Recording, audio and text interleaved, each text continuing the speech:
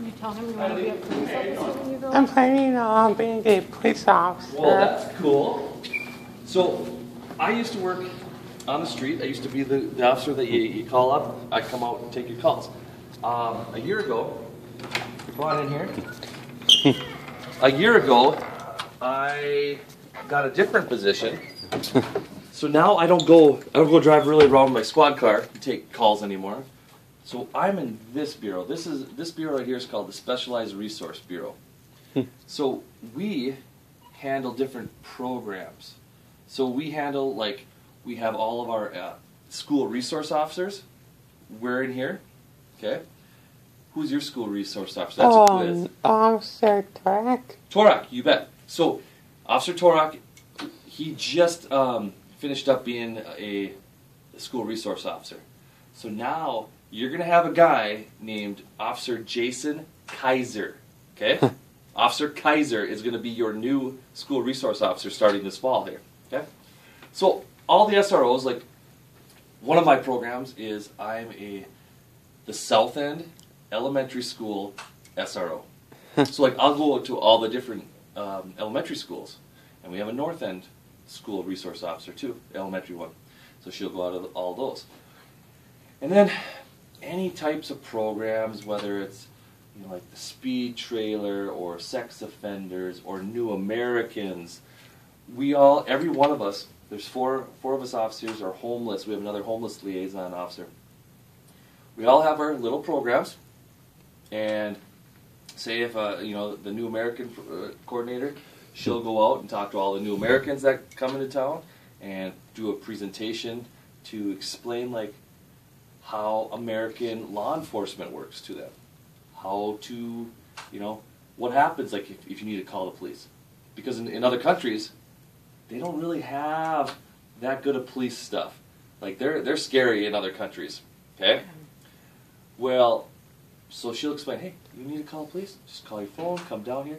We'll come, you know, we'll take your report. We're not scary. We're not going to beat you or hurt you. So, you know, because they're like, oh, okay, so that's a good thing for a person that's never been to maybe America before, to understand that the cops are there to help them, not to hurt them and stuff. So, again, we all have our own own areas. Each one of us has a specific area of town that we work in. My area is actually right here, so I'm the whole downtown. Okay, so I run. Where do you live? You said 2 blocks away from the PD. Yeah. Okay, so I would be in your area. So, say if you needed, the street officers would come and handle your call and take your call, settle your problem right away. Okay. Now, say if you had a bigger problem between you and your neighbor, or you and, you know, something you needed figured out, that's where maybe our bureau comes in. We could lay your problem all out and figure out a better solution to it. Street officers maybe come and put a Band-Aid on a problem, fix it up real, you know, right away. But we will spread the problem out, try to think of a long-term solution. Okay. Did you learn about Chester, Lincoln Park band member, died? Yes, yesterday. Yesterday? Yeah, like, Chester. Chester? Who's Chester? The singer in Lincoln Park. Oh, yeah, he died, didn't he? Yeah. I did hear something about that. Yep, I did hear that. I'm not familiar with their music, but I did hear it. Okay, so this is our Specialized Resource Bureau.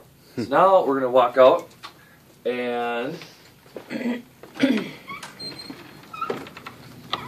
so we go upstairs, okay? Yeah.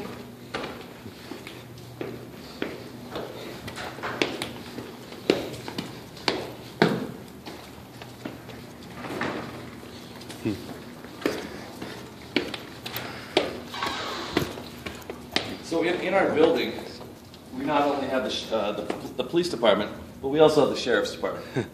So if the police department would take your call, because you live in the city of Grand Forks, right? Who do you think they deal with? The South. maybe. Like the people outside the city, right?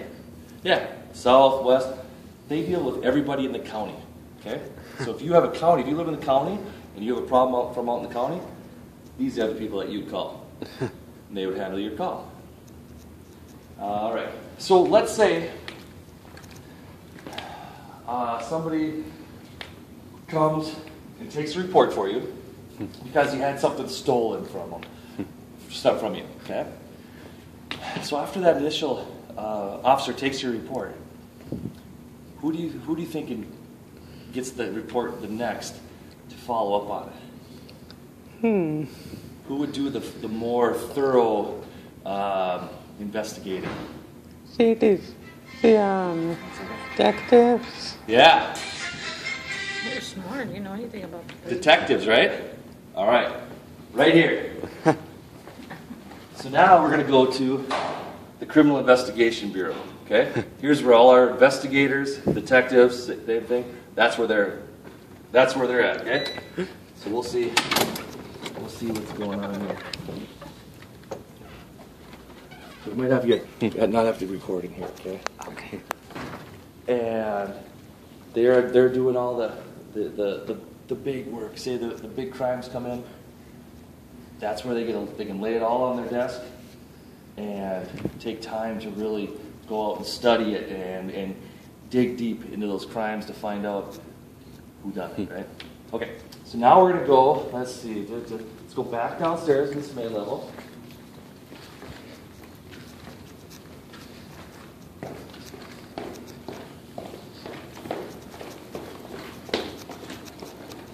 I've heard about that you guys have a YouTube channel.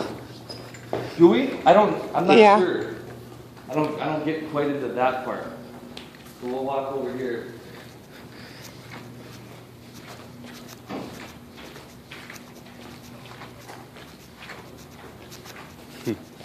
Yeah. Come right in here. All right. So we gotta pause that here.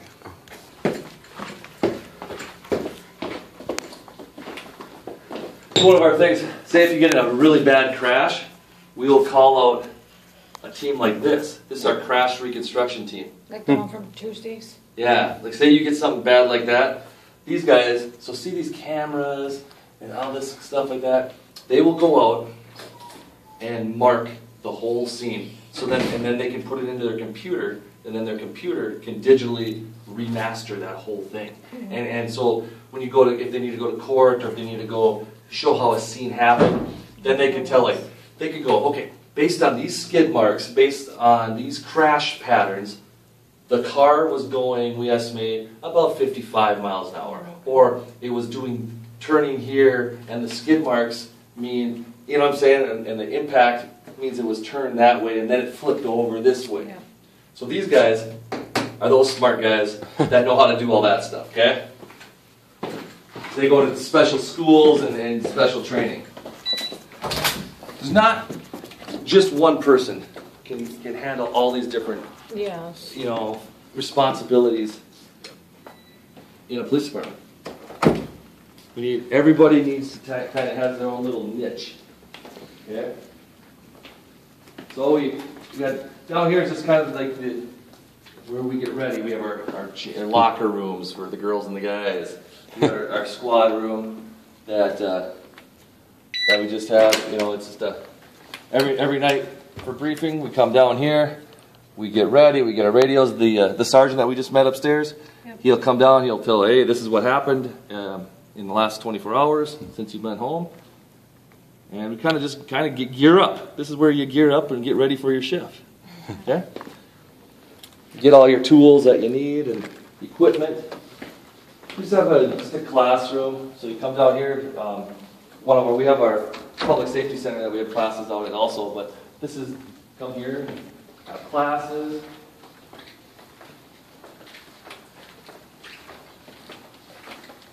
Another thing we have. Want to come and work out, For free. Cops gotta, try to stay physically fit. So if you don't go to a different gym, you can come here and you can You can work out, you know, Wow. say when you're working or on your off duty, whatever. So So like, do most police officers carry like, 55 or 50? all depends on the officer, you know. We got some guys. We got a guy that can probably lift about 500 pounds. He's 300 plus pounds. He's a huge guy. Like, you would not want to tangle with this dude. I mean, he's that tall and that wide, and he can lift 300 to 500 pounds. So Wow. everyone's different. It's just like, you know, Yeah. how they can, you know, how much they can lift. So now, say it's wintertime and we don't want to go outside and have to practice shooting or not. So we have our indoor shooting range. So if you want to go down there, we can. So yeah, if it's raining or snowing, dark out, and we can't shoot at our outdoor range, we can come down here and shoot. Because you got to practice that skill, right? That's an important skill. You got to know how to shoot your gun. And then I was just wondering about that law that is coming up on August 1st. Mhm. That you're able to carry a gun. Mhm. You have to be licensed. Nope. As long as you have a North Dakota driver's license, you gotta be a North Dakota resident, and you have to not be disallowed from any criteria. Like, you can't be a felon. Yep. You can't be like the state can't have documented that you're mentally insane or mentally incompetent. You know, as far as, you know, having a gun. So if you fit those rules, and you're just a normal guy, you know, gal, whatever, normal Joe, you can legally then possess and carry a gun concealed in North Dakota. Oh, okay. Yep. And then, is there any classes that someone can take? Sure, there are. Yeah. So I don't know how to use a gun. yep, there are. Sometimes if you went to like a Cabela's or a Shields, and they'll have posters and stuff in the gun department saying, hey, come, here's classes. And there'll be like carry concealed classes. They'll teach you how to, you know, shoot. They'll make sure you're proficient. Sometimes they have specifically women only shooting classes, and those are great too, because sometimes, you know, maybe women haven't been exposed to certain shooting, right? Get them in a women-friendly environment. Oh, okay. You know what I'm saying? Where then women feel like they can ask the question and not like the guys are, you know, Gonna make fun of them or yeah, something. make fun of them or. Yeah. So that's a great thing. It all depends on what level you wanna or where you're at when you start and what you want and what you want to get out of it. So if you contact any one of them, they will tell you how to. Because how to I've get seen it trained on up. Facebook. They say every Saturday or one Saturday a month. Okay. They'll have a class. Yep, and that's usually it. So it's true. That's Oh, sure. Facebook. Yeah, they'll and so there's certain private people, like I've seen when I go stop in to say pawn shop, they'll have like flyers up, hey, carry concealed classes that people hold, and yeah, they're like NRA certified instructors. You go out and they will teach you the rules, the laws. They'll have a shooting portion, and they will certify you. It's all Okay. it's all legit. But if you want, you know, if you go to the Cabela's or the Shields, they're endorsing those people too. So. Oh, okay, good. Yeah, because there's been since I moved here 6 years ago, it's getting bad.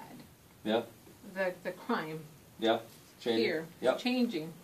So I was like, well, I don't know if it's a good idea or Yeah, not. and I would never recommend someone just because you can carry a gun, right, legally at August 1st. If you're, you know, fit all the criteria, you could carry one in your purse or whatever. If you don't have the skills, the knowledge, the whatever to carry that gun, I wouldn't recommend carrying that gun. I would want you to go out and find somebody that is willing to teach you to get those skills. Because if you had just a gun, you'd be like, I don't know what to do with Yeah. it. I'm scared of this thing. Well, that's you know? why I asked. Exactly. You That's why need I to asked. get out there and learn how to not be afraid of whatever gun, whatever weapon you choose. So even if it was a knife or a baseball bat. If you didn't know how to swing a baseball bat, well, what good is a baseball bat to you? Mhm. So go out there, get the training in whatever defensive thing you want to use. And then if you get this training, would it be valid in others, Minnesota? So if you go online, yes, but you need to apply. You need to then apply for, and sometimes these courses, it's actually paying for your permit also, depending on the course. Okay.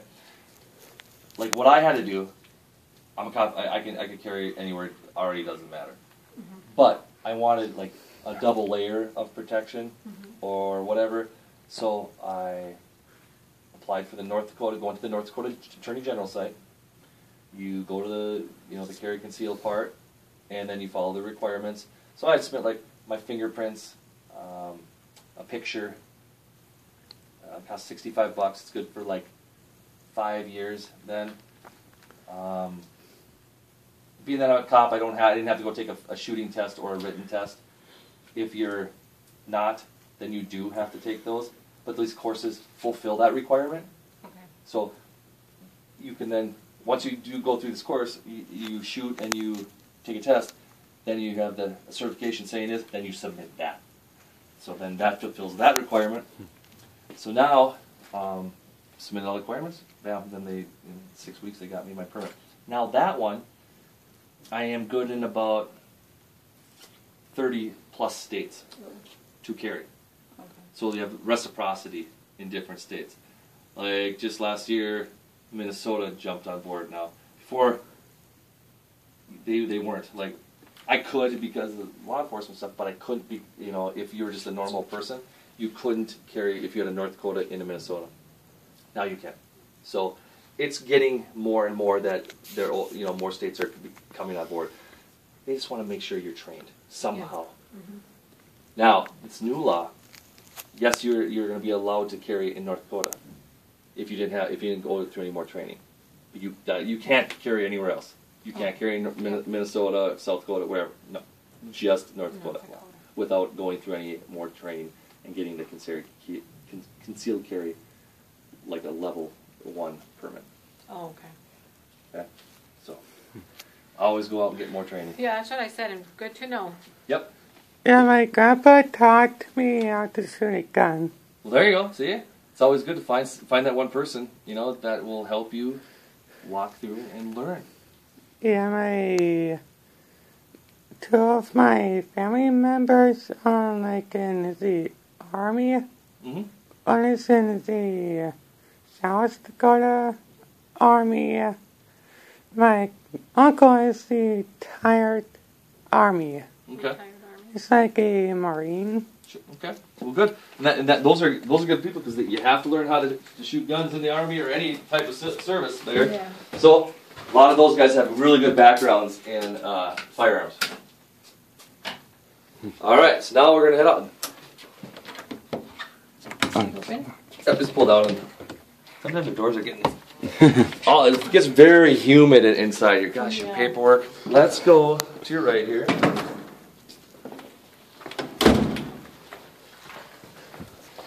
That's really about the extent of our tour. And that's our building in a nutshell. We have other places where like our SWAT team has their equipment and our bomb team has their equipment. We just can't house it all here. Physically, it's just impossible. So we have other buildings for that. Yeah. I'm on our bomb squad, so we've went through special training to deal with bombs. Yeah. Our SWAT guys go to special training to deal with those kind of things. And then one of the other supervisors that brought one of his clients from support systems, he said he went, I can't remember what department he went, what police department, but there's antiques in the bottom level. I don't know. So he said, so I was like, seriously, I thought it would be this one. No, I don't know.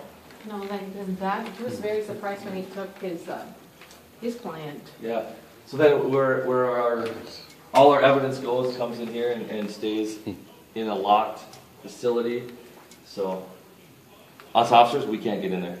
Only special people can get in there. Like she. Really, really special. Yeah, like she's special. Okay? So, because it's just all that evidentiary chain of evidence. Yep. stuff. They don't want, constantly, we wouldn't want to go in there. You know what I'm saying? Yeah, We don't want anything to screw up our chain of custody. exactly. It's Yep. lots the body camera on. Yep. Yep, lots of cameras. She'll deal with cameras, and that's a whole cool new thing too, you know?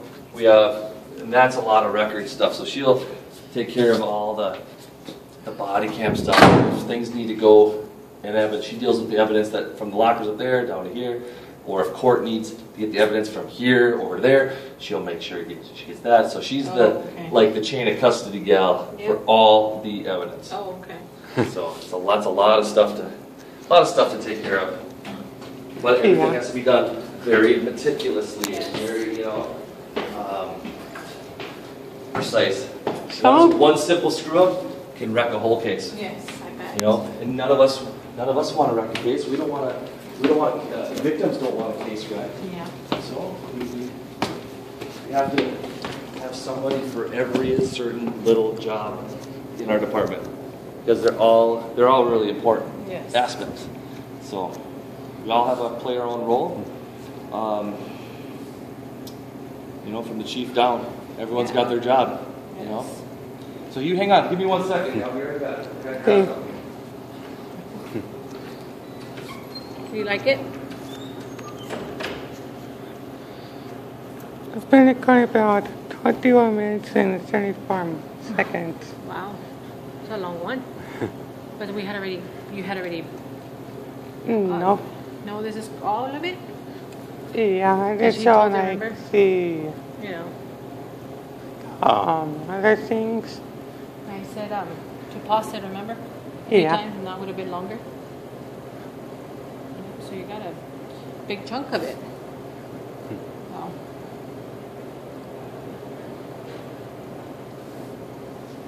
Did you go to the picnic, Special Olympics picnic yesterday? No, I can't. No. Early schedule. Oh, okay. Next year I will do it again. You're gonna do it again? Yeah. I told you, like the backpack. We're gonna hook you up with the new Grand Forks Police Department backpack. Cool. There's a couple police pens, okay? So we'll put those in there. What do you say? Thank There you you. go, man. Did you have an okay tour? Yeah. All right. Well, glad you guys stopped by. Thank you so much for appreciate giving it. the tour. Appreciate you coming down and seeing everything going on. And if you ever need any help, okay. So what number do you call in case you need help? 911. 911. Bam. If you're in an emergency, you call 911. Don't even look for the non-emergency number. Okay. All right. Well, you guys have a better day. Okay. Thank Great. you. Thanks for coming Bye. down, folks. Bye. Bye.